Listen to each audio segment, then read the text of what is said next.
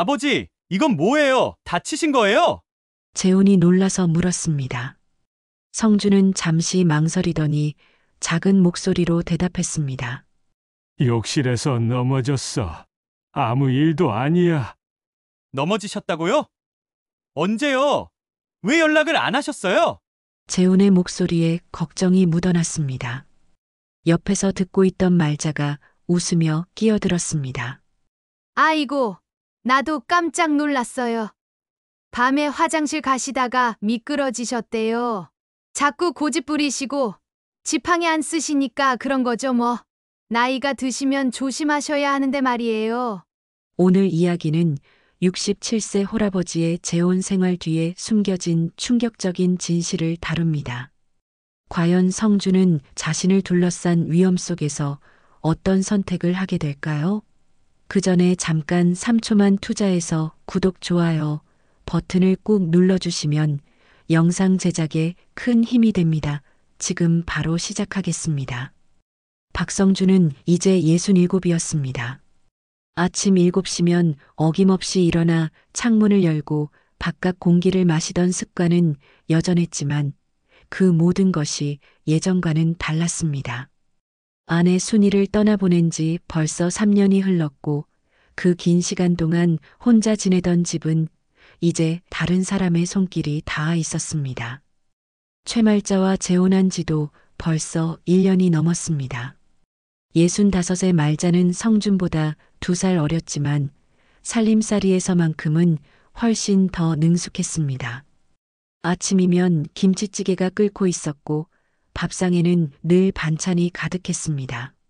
세탁물도 깔끔하게 정리되어 있었고 집안 곳곳도 말끔히 치워져 있었습니다. 겉으로 보기에는 완벽한 노부부의 모습이었습니다. 하지만 성준의 마음 한편에는 설명할 수 없는 무거움이 자리 잡고 있었습니다.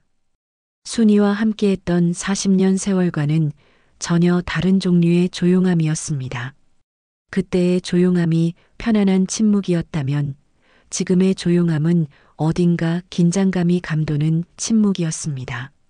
말자는 분명 자신을 잘 챙겨주었지만 그 챙김 속에는 미묘한 통제가 섞여 있었습니다. 성준 씨, 약 드세요. 시간 다 됐어요. 하루에도 몇 번씩 들리는 말자의 목소리였습니다. 혈압약부터 시작해서 소화제, 영양제까지 성준이 먹어야 할 약들이 하나둘 늘어났습니다. 예전에는 혈압약 하나면 충분했는데 어느새 아침 저녁으로 먹어야 할 약들이 한 움큼씩 되었습니다. 말자는 늘 웃으며 건넸지만 그 웃음 뒤에는 거부할 수 없는 단호함이 있었습니다. 장남 재훈이 전화를 걸어올 때면 성주는 늘 짧게 대답했습니다. 아버지, 어떻게 지내세요? 응, 잘 지내고 있어. 별일 없어? 식사는 잘 하시고요? 그럼 말자가 잘 챙겨줘. 항상 같은 대답, 같은 톤이었습니다. 재훈은 처음엔 아버지가 재혼 생활에 적응하느라 조심스러워하는 것이라고 생각했습니다. 하지만 시간이 지날수록 아버지의 목소리에는 기운이 없었고 대화도 점점 짧아졌습니다. 예전에는 손자 이야기, 회사 이야기까지 이것저것 물어보던 아버지였는데 이제는 안부 인사만 주고받으면 끝이었습니다. 재훈아, 나 괜찮으니까 너무 자주 전화하지 마라. 바쁘잖아. 성준이 그렇게 말하면 재훈은 이상하다는 생각이 들었습니다. 아버지는 원래 자식들과 이야기하는 것을 좋아하셨는데 언제부터인가 대화를 피하려고 했습니다.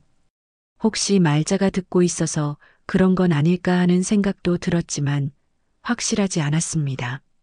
재훈은 처음에 재혼을 반대했었습니다.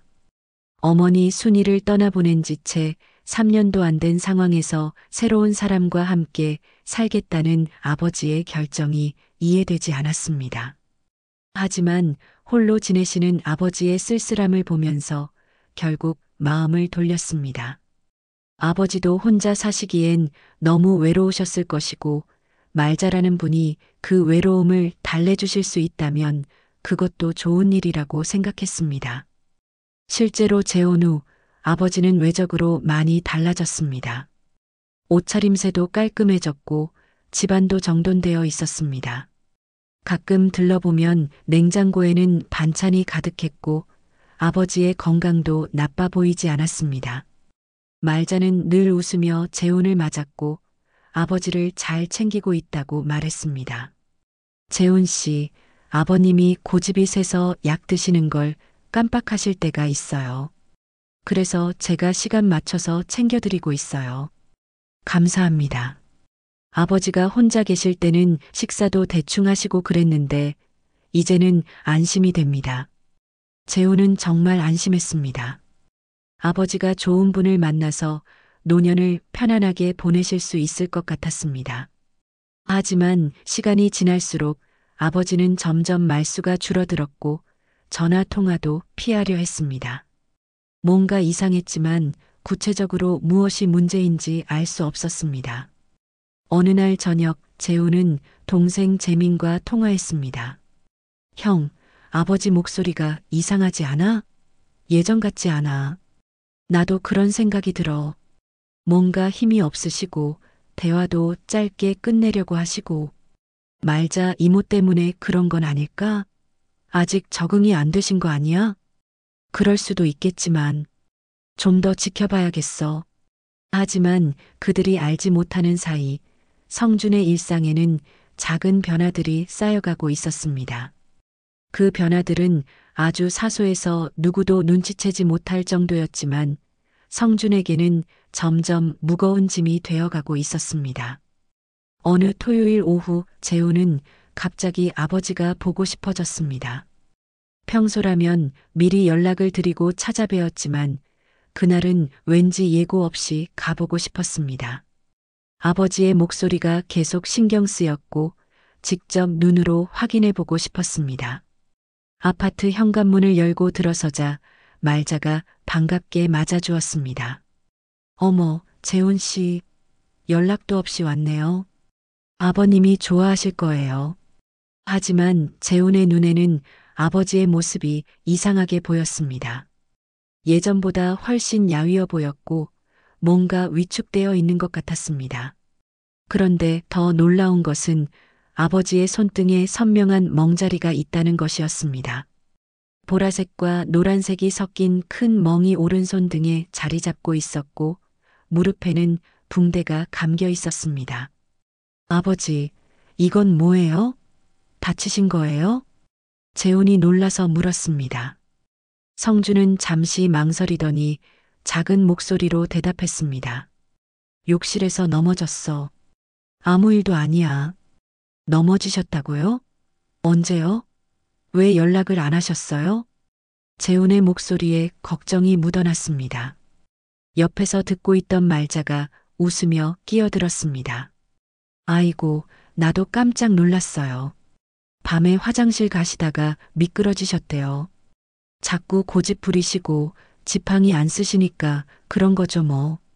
나이가 드시면 조심하셔야 하는데 말이에요. 말자의 설명은 자연스러워 보였지만 재훈은 뭔가 석연치 않았습니다. 아버지는 평소 매우 조심스러운 성격이었는데 욕실에서 넘어질 만큼 부주의하지 않으셨습니다. 게다가 그 정도로 다치셨다면 당연히 자식들에게 연락을 했을 텐데 왜 아무 말씀도 안 하셨을까요? 아버지, 병원은 다녀오셨어요? 응, 다녀왔어. 별일 아니라고 했어. 성준의 대답은 여전히 간단했습니다. 재훈은 더 묻고 싶었지만 말자가 계속 곁에 있어서 자세한 이야기를 나누기 어려웠습니다. 그 후로도 비슷한 일이 반복되었습니다. 일주일 후 재훈이 다시 안부 전화를 걸었을 때 아버지의 목소리는 더욱 기운이 없었습니다. 아버지, 몸은 좀 어떠세요? 응, 괜찮아. 저번에 넘어지신 상처는 좀 나으셨어요? 아, 그거 이제 괜찮아. 하지만 2주일 후 재훈이 또 방문했을 때 아버지에게는 다른 곳에 새로운 상처가 있었습니다. 이번에는 왼팔 팔꿈치 부근에 큰 멍이 있었고 입술 한쪽이 조금 부어 있었습니다. 아버지, 또 넘어지셨어요? 응. 이번에는 현관에서 넘어졌어. 같은 대답이었습니다. 또 넘어졌다는 것입니다. 말자는 이번에도 같은 설명을 했습니다. 아버님이 혼자 신발 신으시다가 균형을 잃으셨어요. 제가 붙잡아 드리려고 했는데 이미 늦었더라고요. 나이가 드시니까 정말 조심해야 하는데 말이에요. 재우는 점점 의심이 들기 시작했습니다. 한 번도 아니고 계속 넘어지신다는 것이 이상했습니다. 아버지는 평소 몸이 건강하신 편이었고 걸음걸이도 안정적이었는데 갑자기 이렇게 자주 넘어지실 리가 없었습니다. 아버지, 정말 괜찮으세요? 재훈이 조심스럽게 물었지만 성주는 고개를 저으며 대답했습니다. 괜찮다고 했잖아. 나이가 들어서 그런 거야. 너무 걱정하지 마라. 하지만 아버지의 표정에는 뭔가 숨기고 있는 것 같은 기색이 있었습니다. 재훈은 말자가 없는 곳에서 아버지와 단둘이 이야기하고 싶었지만 그럴 기회가 쉽게 오지 않았습니다. 말자는 항상 아버지 곁에 있었고 재훈이 방문할 때마다 자연스럽게 대화에 끼어들었습니다. 한 달 후 재훈은 동생 재민과 함께 아버지를 찾아갔습니다. 이번에는 아버지의 목에 작은 긁힌 상처가 있었고 손목에는 또 다른 멍자리가 있었습니다. 아버지, 이번엔 또 어디서 넘어지셨어요? 재민이 직접적으로 물었습니다. 성주는 잠시 망설이다가 대답했습니다. 이번엔 부엌에서 넘어졌어. 부엌에서요? 뭘 하시다가요? 물 마시려고 하다가. 말자가 재빨리 끼어들었습니다. 아버님이 밤에 혼자 일어나서 물 드시려고 하시니까 그런 거예요. 제가 가져다 드린다고 했는데 혼자 하시겠다고 하시더라고요. 재훈과 재민은 서로 눈을 마주쳤습니다. 뭔가 이상했습니다. 매번 넘어졌다는 같은 설명이었지만 상처 부위는 계속 바뀌었고 점점 더 심해지고 있었습니다. 그리고 아버지의 모습도 처음 재혼했을 때와는 완전히 달라져 있었습니다. 아버지, 정말 괜찮으시다고요? 재훈이 다시 한번 물었지만 성주는 고개만 끄덕였습니다. 하지만 그의 눈빛에는 말하지 못하는 무언가가 있었습니다. 재훈은 그것을 놓치지 않았습니다. 집으로 돌아가는 길에 재훈과 재민은 심각한 대화를 나누었습니다. 형, 이건 정말 이상해. 아버지가 그렇게 자주 넘어지실 리가 없어. 나도 같은 생각이야. 뭔가 다른 일이 있는 것 같은데. 말자, 이모가 뭔가 숨기고 있는 것 같지 않아? 그런 생각이 들어. 하지만 확실한 증거가 없으니까. 재훈은 마음이 무거웠습니다. 아버지를 보호해야 한다는 생각이 들었지만 어떻게 해야 할지 막막했습니다. 무엇보다 진실이 무엇인지 알아야 했습니다. 재훈은 며칠 밤을 잠 못 이루며 고민했습니다. 아버지의 반복되는 상처들, 그리고 매번 넘어졌다는 똑같은 설명. 뭔가 숨겨진 진실이 있다는 확신이 들었지만 단순한 의심만으로는 아무것도 할 수 없었습니다. 무엇보다 아버지가 직접 말씀하시지 않는 이상 진실을 알기 어려웠습니다. 고민 끝에 재훈은 결단을 내렸습니다. 아버지 집에 몰래 감시 카메라를 설치하기로 한 것입니다. 처음에는 이런 방법이 옳은지 망설여졌습니다. 아버지의 사생활을 몰래 들여다본다는 것이 불편했고 혹시 자신의 의심이 잘못된 것은 아닐까 하는 생각도 들었습니다. 하지만 아버지를 보호해야 한다는 마음이 더 컸습니다. 재훈은 인터넷에서 작은 무선 감시 카메라들을 주문했습니다. 요즘 나온 제품들은 정말 작아서 눈에 잘 띄지 않았고 스마트폰으로도 실시간 확인이 가능했습니다. 며칠 후 택배가 도착하자 재훈은 동생 재민과 함께 계획을 세웠습니다. 형, 정말 이렇게 해도 될까? 아버지가 알면 어떻게 생각하실까? 재민도 망설였지만 재훈의 마음은 확고했습니다. 지금 아버지 상태를 봐. 계속 다치시는데 우리가 모른 척 할 수는 없어. 만약 정말 아무 일도 없다면 우리가 안심하고 카메라를 치우면 되는 거야. 다음 주 평일 말자가 시장에 나간 사이에 재훈은 아버지 집을 방문했습니다. 아버지께는 잠깐 들렀다 간다고 말씀드리고 재빨리 카메라들을 설치했습니다. 거실 선반 뒤쪽에 하나, 주방 시계 옆에 하나, 욕실 앞 복도에 하나, 그리고 침실 문 근처에도 하나를 숨겨 놓았습니다. 카메라들은 정말 작아서 조심히 보지 않으면 눈에 띄지 않았습니다. 재훈은 설치를 마친 후 스마트폰 앱으로 제대로 작동하는지 확인했습니다. 모든 카메라가 선명하게 작동했고 움직임이 감지되면 자동으로 녹화되도록 설정했습니다. 아버지, 그럼 저 이제 갈게요. 건강하세요. 응, 고생했다. 조심히 가라. 성주는 여전히 기운 없는 목소리로 대답했습니다. 재훈은 아버지의 그런 모습이 더욱 마음에 걸렸지만 이제 곧 진실을 알 수 있을 것이라는 생각에 위안을 삼았습니다. 첫 이틀은 별다른 일이 없었습니다. 카메라에 녹화된 영상들을 확인해 봐도 평범한 일상의 모습들만 보였습니다. 아버지는 대부분 거실에서 텔레비전을 보고 계셨고 말자는 청소나 요리를 하는 모습이었습니다. 혹시 자신의 의심이 틀렸나 하는 생각도 들었습니다. 하지만 사흘째 되는 날 저녁 재훈의 스마트폰에 움직임 감지 알림이 계속 울렸습니다. 급하게 영상을 확인한 재훈은 경악했습니다. 주방 카메라에 찍힌 영상에서 말자가 아버지에게 큰 소리로 잔소리를 하고 있었습니다. 뭐가 그렇게 느려요? 밥 먹는 것도 이렇게 오래 걸리고 나이가 들면 더 빨리 해야 하는 거 아니에요? 성준이 천천히 숟가락을 들고 있자 말자는 짜증이 난 듯이 그릇을 탁 소리가 나게 놓았습니다. 그 과정에서 그릇 안에 국물이 튀어 성준의 손등에 떨어졌습니다. 성준이 깜짝 놀라 손을 움츠리자 말자는 오히려 더 화를 냈습니다. 아이고 정말 조심하라고 했잖아요. 다음 날 영상은 더욱 충격적이었습니다. 거실에서 성준이 약을 먹기 싫다고 말하자 말자가 화를 내며 성준의 팔을 세게 잡고 흔들었습니다. 약을 안 드시면 어떻게 해요? 내가 무슨 간병인이에요? 말 안 들으시면 정말 힘들어진다고요. 성준이 균형을 잃고 비틀거리자 말자는 부축하는 척하며 오히려 더 세게 밀어붙였습니다. 성준이 소파 모서리에 부딪히는 순간이 고스란히 녹화되어 있었습니다.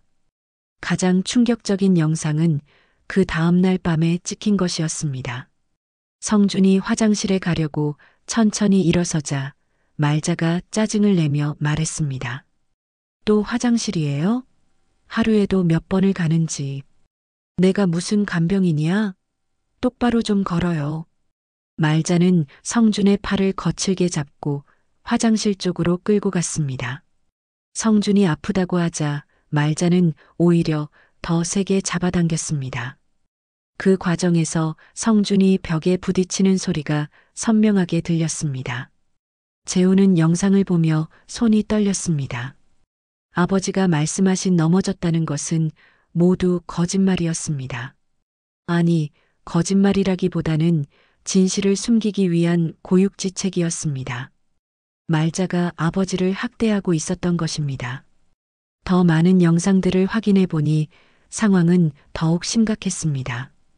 말자는 아버지가 느리게 행동하거나 자신의 말을 듣지 않을 때마다 화를 냈습니다. 때로는 물건을 던지기도 했고, 때로는 아버지를 밀치거나 잡아당기기도 했습니다. 그리고 그 모든 상처들을 넘어졌다는 말로 덮어버리고 있었습니다. 재훈은 즉시 동생 재민에게 전화했습니다. 재민아, 지금 당장 내 집으로 와. 보여줄 게 있어. 형, 무슨 일이야? 목소리가 이상해. 아버지 일이야. 정말 심각해. 빨리 와.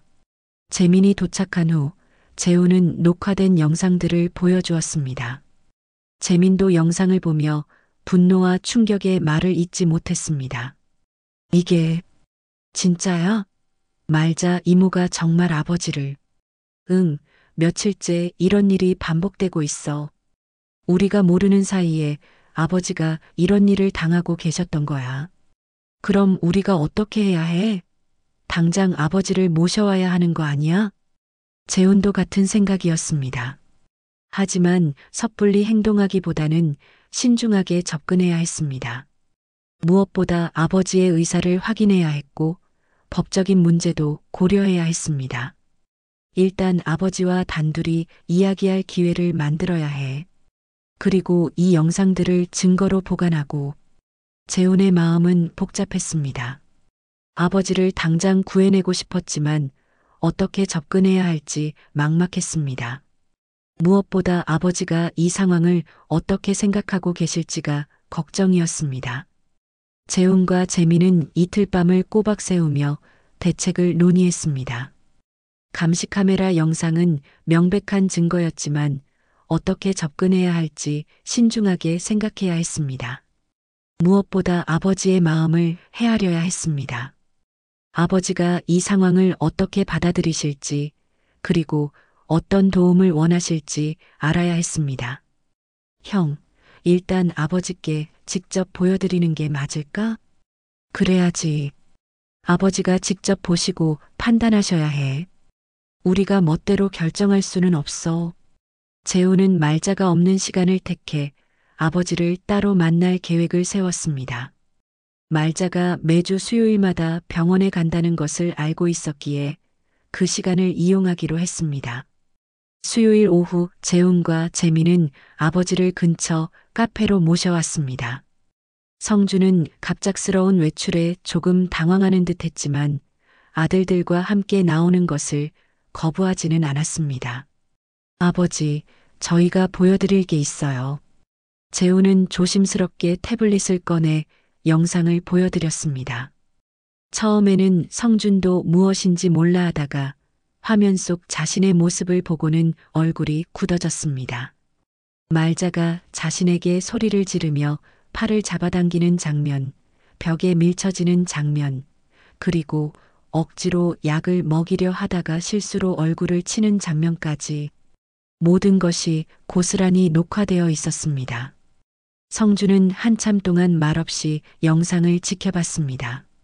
자신이 당했던 일들이 화면 속에서 다시 재생되는 것을 보며 여러 감정이 교차하는 듯 했습니다. 부끄러움, 분노, 그리고 안도감까지. 아버지, 이런 일이 계속되고 있었던 거예요? 재민이 조심스럽게 물었습니다. 성주는 한참을 침묵하다가 천천히 입을 열었습니다. 내가 참고만 있으면 조용히 살 줄 알았다. 그 사람도 외롭고 나도 미안해서 혼자 지낼 때보다는 낫다고 생각했어. 아버지, 그게 아니에요. 이건 명백한 학대예요. 참고 사실 일이 아니라고요. 재훈의 목소리에는 안타깝고 화난 감정이 섞여 있었습니다.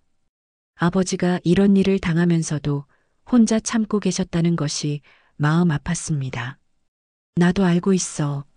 하지만 어떻게 해야 할지 모르겠더라. 나이 든 사람이 또 이런 일로 소동을 피우는 것도 그렇고. 성준의 목소리에는 깊은 피로감이 묻어 있었습니다. 재훈과 재민은 아버지를 당장 자신들의 집으로 모셔오고 싶었지만 아버지의 의사를 존중해야 했습니다. 아버지, 일단 우리 집에 며칠 계시면서 생각해 보시는 게 어때요? 말자 이모와는 저희가 이야기해 볼게요. 그래, 그게 좋겠다. 성준도 더 이상 그 집에 있기 어렵다는 것을 인정했습니다. 재훈은 아버지를 자신의 집으로 모셔왔고 며칠 동안 조용히 지내시며 생각할 시간을 드리기로 했습니다. 하지만 다음 날 예상치 못한 일이 벌어졌습니다. 말자가 재훈의 집으로 찾아온 것입니다. 그리고 그녀는 손에 여러 서류들을 들고 있었습니다. 재훈 씨, 아버님을 어디 데려가신 거예요? 갑자기 안 계시니까 얼마나 놀랐는지 몰라요. 말자의 목소리는 평소와 달리 날카로웠습니다. 재훈은 침착하게 대답했습니다. 아버지가 며칠 저희 집에 계시고 싶다고 하셔서요. 곧 돌아가실 거예요.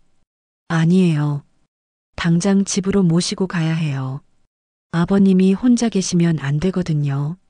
말자는 들고 온 서류 중 하나를 꺼내 보였습니다. 그것은 병원 진단서였습니다. 아버님이 인지력 저하 초기 진단을 받으셨어요. 기억력도 좋지 않고 판단력도 떨어지세요. 그래서 제가 법적 보호자로 지정되어 있거든요. 재훈과 재민은 그 진단서를 보고 당황했습니다. 아버지가 치매 진단을 받으셨다는 것도 처음 들었고 말자가 법적 보호자라는 것도 몰랐습니다. 이게 언제 나온 진단서예요? 2달 전이에요. 아버님이 자꾸 이상한 소리를 하시고 기억도 못 하시길래 병원에 모셔갔더니 이런 결과가 나왔어요. 말자는 다른 서류도 꺼내 보였습니다. 정신감정서, 그리고 보호자 지정 서류까지 모든 것이 법적으로 완벽해 보였습니다. 그리고 또 하나 말씀드릴 게 있어요. 말자의 목소리가 더욱 차갑게 변했습니다. 혹시 저를 학대범으로 취급하시려는 거라면 허위사실 유포로 고소할 거예요. 저도 할 말이 있거든요. 아버님이 가끔 헛소리를 하시고 저를 때리시려고 할 때도 있어요. 그럴 때마다 제가 다치기도 했고요. 말자는 자신의 팔에 있는 작은 상처들을 보여줬습니다. 그리고 마지막으로 결정타를 날렸습니다. 무엇보다 아버님 명의로 된 모든 재산과 보험의 수익자가 저로 되어 있어요. 이것도 아버님이 직접 하신 거예요. 정신이 멀쩡할 때 말이죠. 재훈과 재민은 말문이 막혔습니다. 말자가 이렇게 철저하게 준비하고 있었다는 것을 전혀 예상하지 못했습니다. 법적으로도 서류상으로도 모든 것이 그녀에게 유리하게 되어 있었습니다. 당신들, 이제 와서 뭘 하겠다는 거죠? 증거도 없으면서 저를 범죄자 취급하시려고요? 말자는 뻔뻔하게 웃으며 재훈 형제를 노려봤습니다. 그 순간 재훈은 깨달았습니다. 이것은 단순한 가정 내 학대가 아니라 치밀하게 계획된 일이었다는 것을. 말자 씨, 저희도 할 말이 있어요. 재훈이 침착하게 말했지만 말자는 이미 승부가 끝났다는 듯 웃고 있었습니다. 재훈 씨, 현실을 받아들이세요. 법적으로 제가 아버님의 보호자예요. 그리고 아버님도 저를 필요로 하세요. 당신들은 가끔 안부나 물어보는 아들들이고요. 말자의 말에는 냉소가 가득했습니다. 재훈과 재민은 이 상황을 어떻게 해결해야 할지 막막했습니다. 감시 카메라 영상이 있었지만 그것만으로 말자가 만들어 놓은 법적 장벽을 뚫을 수 있을까요? 말자가 떠난 후 재훈과 재민은 절망감에 빠졌습니다. 그녀가 보여준 서류들은 모두 정식으로 발급된 것들이었고 법적으로 흠잡을 데가 없어 보였습니다. 무엇보다 아버지가 치매 초기 진단을 받았다는 사실이 충격이었습니다. 형, 아버지가 정말 치매이신 걸까? 글쎄, 대화할 때는 정상으로 보이는데. 재훈은 아버지와 나눈 최근 대화들을 떠올려 봤습니다. 분명히 기억력도 정상이었고 판단력도 흐리지 않았습니다. 오히려 자신의 상황을 정확히 인식하고 계셨습니다. 다음 날 재훈은 혼자 말자를 만나러 갔습니다. 좀 더 자세한 진실을 알아야 했습니다. 말자는 재훈을 보고 여전히 뻔뻔한 미소를 지었습니다. 재훈 씨, 아버님은 언제 모셔다 드릴 거예요? 이미 사흘째인데요. 말자 씨, 솔직히 이야기해보죠. 아버지의 상처들 정말 모두 넘어져서 생긴 거예요? 말자의 표정이 순간 굳어졌지만 곧 다시 웃음을 지었습니다. 당연하죠. 아버님이 워낙 조심성이 없으시니까요. 나이가 드시면서 균형 감각도 떨어지시고. 그럼 이 영상은 어떻게 설명하실 건가요? 재훈이 스마트폰으로 감시카메라 영상을 보여주자 말자의 얼굴이 완전히 변했습니다. 하지만 그녀는 금세 평정을 되찾았습니다. 이게 뭐예요? 저를 몰래 감시했다는 거예요? 아버지가 계속 다치시니까 걱정이 되어서요. 불법 촬영이네요. 이것도 고소 사유가 됩니다. 말자는 오히려 당당했습니다. 그리고는 더욱 충격적인 말을 꺼냈습니다.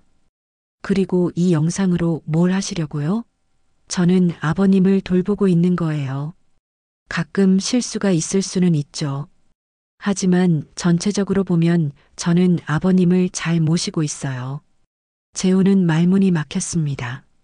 명백한 학대 장면들을 보여줬는데도 말자는 전혀 동요하지 않았습니다. 무엇보다 재훈 씨도 알잖아요. 아버님이 혼자 계실 때 얼마나 위험한지. 제가 없으면 아버님은 혼자서 아무것도 하실 수 없어요. 그건 아버지를 통제하려고 하시는 거 아니에요? 통제가 아니라 보호예요. 아버님이 위험한 행동을 하시지 않도록 도와드리는 거죠. 재훈은 말자와의 대화가 평행선을 달린다는 것을 깨달았습니다. 그녀는 모든 상황을 자신에게 유리하게 해석하고 있었습니다.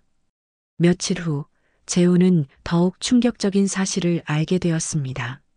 아버지 명의의 부동산과 예금 계좌를 조회해 본 결과 상당 부분이 이미 말자와 공동 명의로 변경되어 있었습니다. 심지어 생명보험의 수익자도 모두 말자로 바뀌어 있었습니다. 아버지, 이거 언제 하신 거예요? 재훈이 서류를 보여드리자 성주는 당황한 표정을 지었습니다. 이게 뭐야? 나는 이런 걸 한 기억이 없는데. 아버지, 정말 기억이 안 나세요? 아니야, 분명히 기억이 없어. 내가 언제 이런 걸 했다고. 성준의 반응을 보니 치매 진단이 의심스러웠습니다. 기억력도 멀쩡하고 판단력도 정상이었습니다. 재훈은 아버지를 다른 병원으로 모시고 가서 재검사를 받기로 했습니다. 새로운 병원에서 받은 정밀검사 결과는 놀라웠습니다. 성준의 인지 능력은 정상 범위였고 치매의 징후는 전혀 발견되지 않았습니다. 환자분은 나이에 비해 인지 능력이 매우 좋으신 편입니다. 치매라고 진단할 근거가 전혀 없어요. 의사의 말에 재훈은 확신했습니다. 말자가 모든 것을 조작했다는 것을. 그럼 이전 병원의 진단서는 어떻게 된 거죠? 글쎄요, 정확한 검사 없이 성급하게 진단했거나 아니면 다른 이유가 있을 수 있죠. 어떤 약물을 복용하시면 일시적으로 인지 능력이 떨어질 수도 있거든요. 의사의 말에 재훈은 소름이 돋았습니다. 말자가 아버지께 먹인 그 많은 약들이 떠올랐습니다. 혹시 그 약들 중에 인지 능력을 떨어뜨리는 것이 있었던 걸까요? 재훈은 아버지가 복용하시던 약들을 모두 가져와서 의사에게 보여드렸습니다. 의사는 약들을 하나씩 살펴보더니 고개를 저었습니다. 이 중에 몇 개는 환자분이 복용할 필요가 없는 약이에요. 특히 이 수면제와 진정제는 장기간 복용하면 인지 능력에 영향을 줄 수 있어요. 그럼 이 약들을 끊으면 되는 건가요? 네, 천천히 줄여나가시면 됩니다. 그리고 정기적으로 검사를 받으시면서 상태를 확인해 보시죠. 재훈은 이제 모든 퍼즐이 맞춰지는 것을 느꼈습니다. 말자는 아버지에게 불필요한 약물을 먹여 인지 능력을 떨어뜨렸고 그 상태에서 허위 진단을 받게 한 다음 법적 보호자가 되어 재산을 빼돌린 것이었습니다. 하지만 문제는 이 모든 것을 증명하기가 쉽지 않다는 것이었습니다. 말자는 이미 완벽한 서류들을 갖추고 있었고 법적으로도 아무 문제가 없어 보였습니다. 아버지, 이제 어떻게 하실 거예요? 나도 이제야 정신이 좀 들었다. 그 사람이 나를 이용했다는 걸 알겠어.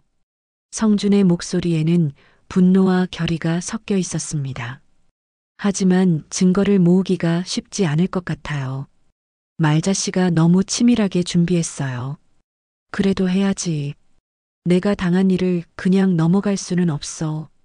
재우는 아버지의 의지를 확인하고 법무법인을 찾아갔습니다. 변호사는 상황을 들어본 후 신중한 표정을 지었습니다. 감시카메라 영상은 좋은 증거가 될 수 있습니다. 그리고 의료진단서의 차이도 중요한 포인트고요. 하지만 쉽지 않은 싸움이 될 거예요. 그래도 해볼 만한 가치가 있을까요? 네, 충분히 승산이 있다고 봅니다. 특히 재산 변경 과정에서 사기나 강요가 있었다면 무효를 주장할 수 있어요. 재우는 희망을 품었습니다. 비록 어려운 싸움이겠지만 아버지를 보호하고 진실을 밝힐 수 있을 것 같았습니다. 하지만 말자도 만만한 상대가 아니었습니다.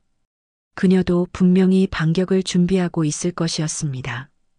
변호사와의 상담을 마친 후 재우는 법적 대응을 위한 준비를 시작했습니다. 하지만 며칠이 지나면서 예상치 못한 문제가 생겼습니다. 말자가 먼저 선수를 친 것입니다. 형, 큰일 났어.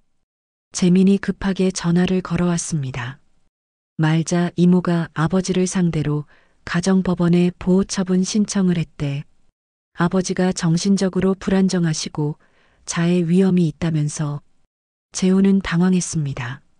말자가 이렇게 빨리 움직일 줄은 예상하지 못했습니다. 그게 무슨 소리야? 아버지가 언제 자해를 하신다고. 그게 아니라 말자, 이모가 그렇게 주장하고 있다는 거야. 아버지가 약을 안 드시려고 하시고 이상한 행동을 하신다고 했대. 재우는 즉시 아버지께 상황을 말씀드렸습니다. 성주는 처음에는 믿기지 않는다는 표정이었다가 점점 화가 나는 듯 했습니다. 그 사람이 이렇게까지 할 줄은 몰랐다.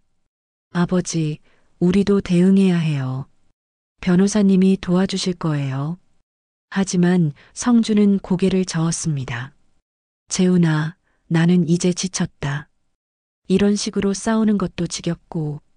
아버지, 포기하시면 안 돼요. 정의를 찾아야 해요. 정의라. 내 나이에 무슨 정의야.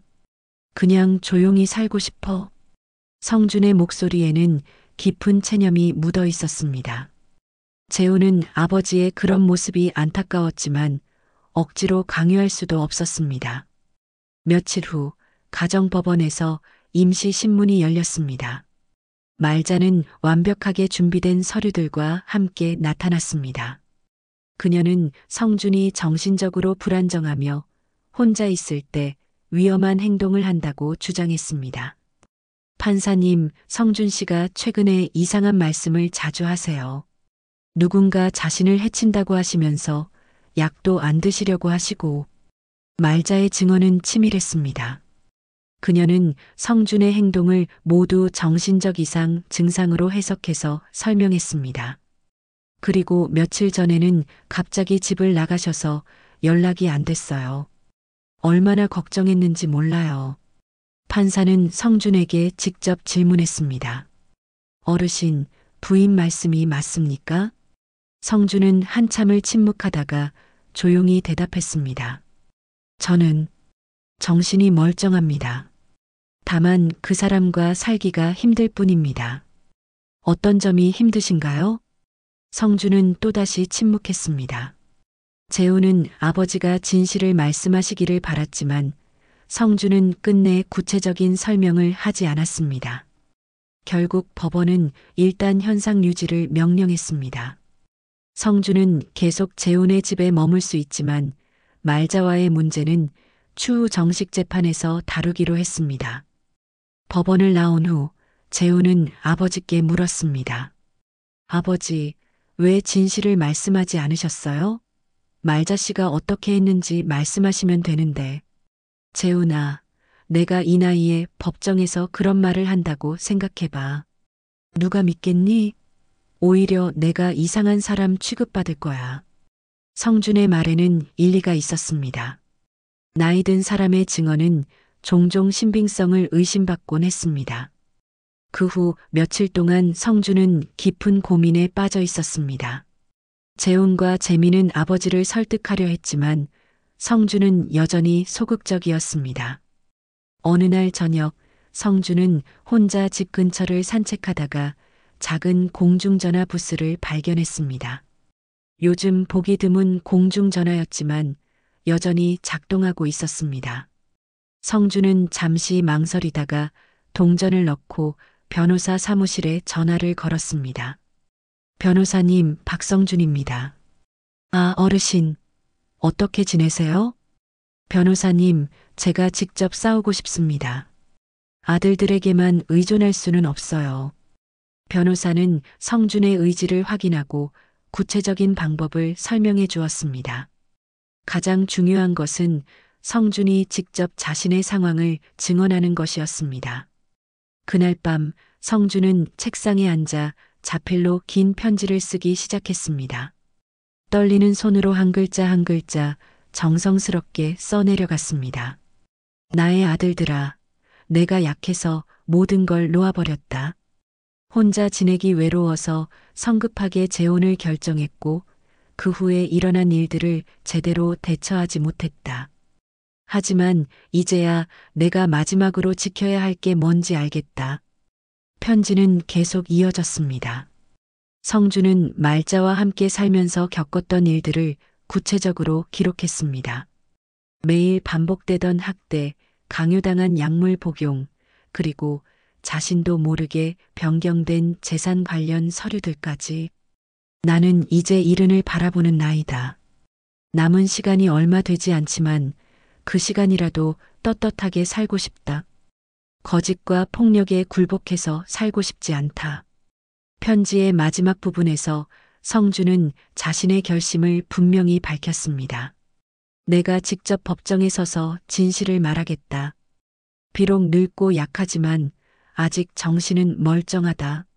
내 증언이 얼마나 힘이 될지는 모르겠지만 최선을 다하겠다. 다음 날 아침 성주는 재훈과 재민을 불러 편지를 보여주었습니다. 아들들은 편지를 읽으며 감동했습니다. 아버지가 이렇게 강한 의지를 보이신 것은 오랜만이었습니다. 아버지, 정말 괜찮으세요? 법정에서 증언하시는 게 쉽지 않을 텐데요. 괜찮다. 이제 더 이상 숨어 있고 싶지 않아.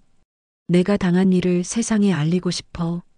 성준의 목소리에는 이전과는 다른 힘이 있었습니다. 재훈과 재민은 아버지의 결심을 지지하기로 했습니다. 변호사는 성준의 자필 편지와 새로운 의료진단서, 그리고 감시카메라 영상을 모두 증거로 제출했습니다. 이제 정식 재판에서 진실을 밝힐 수 있는 기회가 왔습니다. 말자 씨도 분명히 치밀하게 대응해 올 겁니다. 하지만 우리에게는 진실이 있어요. 변호사의 말에 성주는 고개를 끄덕였습니다. 오랜 시간 침묵하던 그가 드디어 진실을 위해 일어선 것입니다. 정식 재판이 열리는 날 법정에는 긴장감이 감돌았습니다. 성주는 재훈과 재민의 부축을 받으며 법정에 들어섰습니다. 평소보다 단정하게 차려입은 그의 모습에서는 결연한 의지가 느껴졌습니다. 반대편에는 말자가 앉아 있었습니다. 그녀 역시 정중한 옷차림으로 나왔지만 여전히 자신만만한 표정을 지고 있었습니다. 그녀의 변호사도 두꺼운 서류 뭉치를 준비해 놓고 있었습니다. 재판장이 개정되자 원고 측 변호사가 먼저 입장을 밝혔습니다. 존경하는 재판장님, 피고 최말자는 원고 박성준을 정신적, 신체적으로 학대했으며 나아가 원고의 재산을 불법적으로 취득했습니다. 이는 명백한 사기 및 상해 행위입니다. 변호사는 차근차근 증거들을 제시했습니다. 먼저 감시카메라 영상이 법정 대형 화면에 상영되었습니다. 말자가 성준에게 소리를 지르며 팔을 잡아당기는 장면, 벽에 밀쳐지는 장면, 억지로 약을 먹이려다 실수로 얼굴을 치는 장면까지 모든 것이 선명하게 기록되어 있었습니다. 법정 안에 침묵이 흘렀습니다. 배석한 사람들도 충격적인 영상에 숨을 죽이고 있었습니다. 말자의 얼굴은 굳어졌지만 여전히 당황하는 기색은 보이지 않았습니다. 다음으로 원고의 의료기록 변화를 보시겠습니다. 변호사는 2개의 진단서를 제시했습니다. 말자와 함께 살 때 받은 치매 초기 진단서와 최근에 다른 병원에서 받은 정상 판정 진단서였습니다.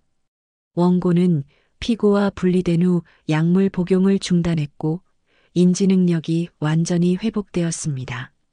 이는 피고가 원고에게 불필요한 약물을 투여하여 의도적으로 인지 능력을 저하시켰음을 보여줍니다. 이어서 성준이 직접 증언대에 섰습니다. 떨리는 목소리였지만 그의 말은 분명했습니다. 저는 박성준입니다. 올해 67살이고 정신은 멀쩡합니다.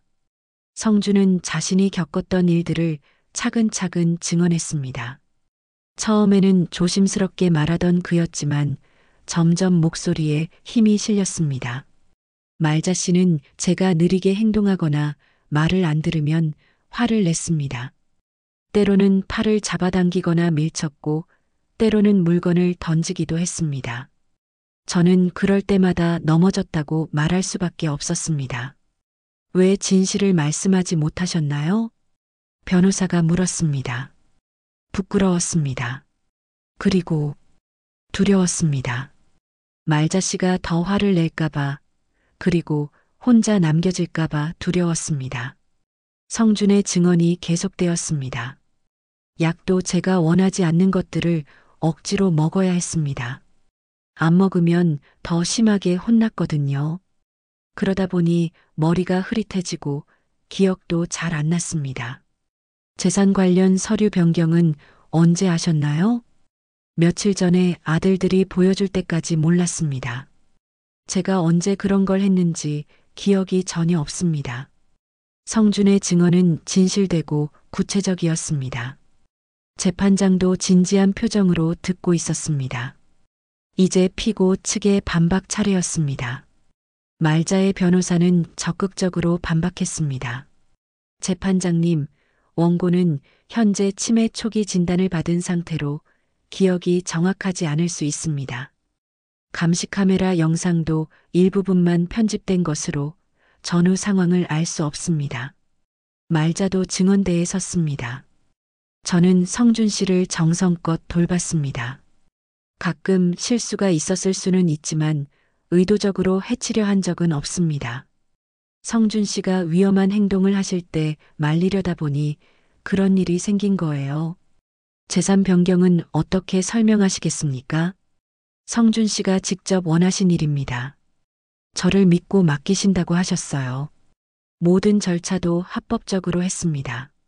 말자의 주장은 나름대로 논리적이었습니다. 하지만 결정적인 순간이 왔습니다. 원고 측 변호사가 마지막 증거를 제시했습니다. 성준이 직접 쓴 자필 편지였습니다. 재판장님, 이는 원고가 최근에 직접 작성한 자필 유언장입니다. 원고의 정신 상태와 의지를 명확히 보여주는 문서입니다. 성준의 편지가 법정에서 낭독되었습니다. 내 아내였지만 날 간병한 게 아니라 통제했을 뿐이다. 내가 원하지 않는 약을 억지로 먹였고 내 의사와 상관없이 재산을 빼돌렸다. 나는 이제 진실을 말하고 싶다. 편지의 내용은 구체적이고 상세했습니다. 성준이 겪었던 모든 일들이 날짜와 함께 기록되어 있었습니다. 특히 이 부분을 주목해 주시기 바랍니다. 변호사가 특정 부분을 강조했습니다. 나는 정신적으로 건강하며 모든 결정이 말자의 유도와 협박에 의한 것이었음을 증언한다. 내 나이 67에 거짓말을 할 이유는 없다.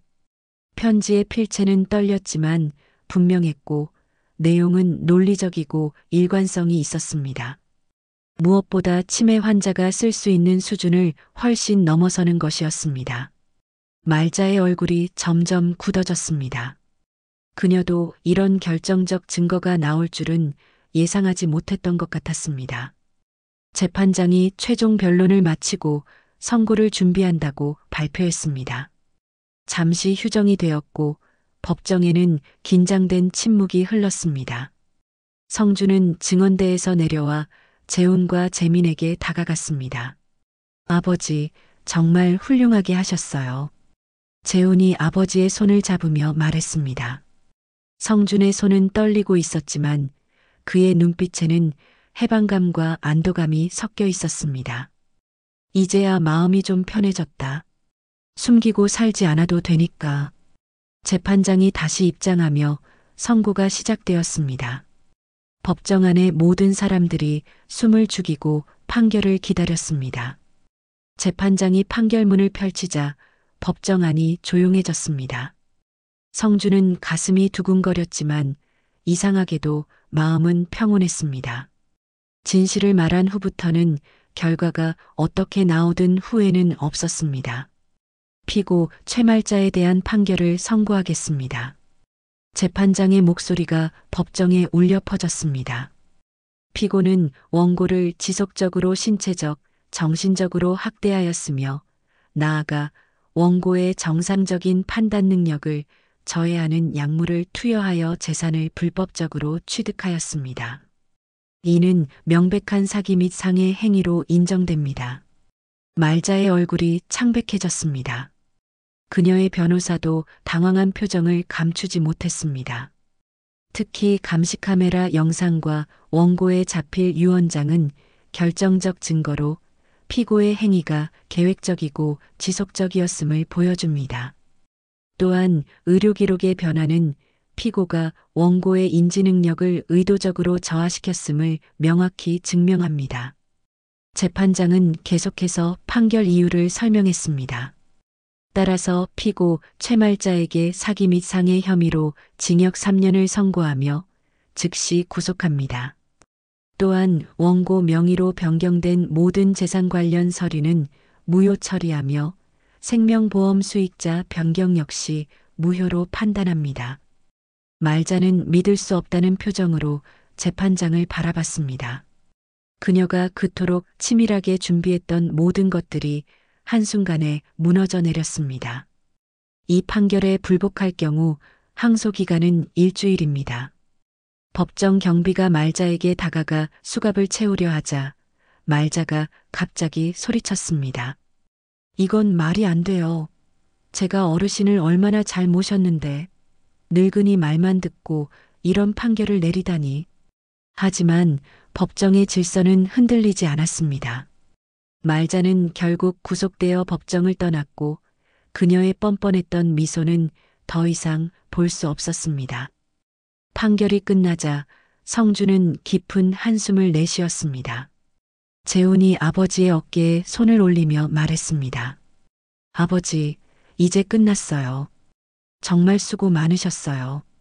응, 이제야 정말 끝난 것 같다. 성준의 목소리에는 안도감과 함께 깊은 피로감이 묻어 있었습니다. 긴 싸움이 끝났지만 그 과정에서 받은 상처들은 쉽게 아물지 않을 것 같았습니다. 법정을 나온 후 가족들은 조용한 식당에서 늦은 점심을 먹었습니다. 오랜만에 평화로운 식사 시간이었습니다. 아버지, 이제 어떻게 하실 거예요? 저희 집에 계속 계시는 것도 좋고 아니면 다른 곳을 알아보는 것도. 재민이 조심스럽게 물었습니다. 성주는 잠시 생각하더니 대답했습니다. 나는 요양시설로 가고 싶다. 너희들에게 부담 주고 싶지 않아. 아버지, 그런 말씀 마세요. 저희가 모시는 게 당연한 거죠. 아니다. 나도 이제 혼자 지내는 게 편할 것 같아. 물론 좋은 곳으로 가야겠지만. 재훈과 재민은 아버지의 뜻을 존중하기로 했습니다. 며칠 후 그들은 시설이 좋고 직원들이 친절한 요양원을 찾아 성준을 모셨습니다. 아버지, 여기 어떠세요? 응, 좋다. 깨끗하고 조용해서 마음에 들어. 성준은 작지만 깔끔한 개인실을 배정받았습니다. 창문 너머로는 작은 정원이 보였고 계절마다 다른 꽃들이 피어 있었습니다. 첫 주는 적응하기 어려웠습니다. 오랜 시간 말자와의 갈등 속에서 지내다 보니 평화로운 환경이 오히려 낯설었습니다. 밤에는 가끔 악몽을 꾸기도 했고 누군가 자신을 해치려 한다는 불안감에 잠을 설치기도 했습니다. 하지만 시간이 지나면서 성주는 점차 안정을 찾아갔습니다. 요양원 직원들은 친절했고 다른 어르신들과의 대화도 즐거웠습니다. 무엇보다 아무도 자신을 통제하려 하지 않는다는 것이 가장 큰 위안이었습니다. 재훈과 재미는 주말마다 아버지를 찾아뵈었습니다. 처음에는 어색했지만 점점 예전의 따뜻한 아버지의 모습을 되찾아가는 것을 볼 수 있었습니다. 아버지, 얼굴이 많이 좋아지셨네요. 그래, 나도 그런 것 같아. 여기 오니까 마음이 편해져서 그런가 봐. 성주는 더 이상 불필요한 약들을 복용하지 않았습니다. 의사와 상담 후 정말 필요한 혈압약 하나만 복용했고 덕분에 머리도 맑아졌고 기운도 좋아졌습니다. 어느 주말 재훈이 아버지와 단둘이 산책하며 이야기를 나누었습니다. 아버지, 너무 늦게 아버지 곁으로 돌아와서 정말 죄송해요. 진작 알아차렸어야 했는데. 성준이 재훈의 어깨에 손을 올리며 말했습니다. 재훈아, 미안해할 것 없어. 나도 처음에는 숨기려고만 했잖아. 너희들이 도와준 덕분에 이렇게 평화롭게 지낼 수 있게 됐어. 그래도 아버지가 혼자 그런 고통을 겪으셨다는 생각을 하면 이제 다 지난 일이야. 그것보다 앞으로가 중요하지. 성준의 목소리에는 이전의 무력감이 사라지고 새로운 희망이 담겨 있었습니다. 몇 달이 지나자 성준은 요양원에서 다른 어르신들과 함께 작은 텃밭을 가꾸기 시작했습니다. 상추와 토마토를 키우며 보내는 시간이 행복했습니다. 자신의 손으로 키운 채소를 아들들에게 나눠주는 것도 큰 기쁨이었습니다. 아버지가 키우신 상추 정말 맛있어요. 그래, 농약 하나 안 쓰고 정성껏 키웠거든. 성준의 얼굴에는 예전의 활력이 돌아왔습니다. 말자와의 악몽 같은 시간들은 여전히 가끔 떠오르지만 이제는 그것에 휘둘리지 않았습니다. 어느 날 저녁 성준은 일기장에 이렇게 썼습니다. 오늘로 요양원에 온 지 반년이 되었다. 처음에는 이곳에서 여생을 보낸다는 것이 서글프기도 했지만 이제는 감사하다. 평화롭고 안전한 곳에서 지낼 수 있다는 것만으로도 행복하다.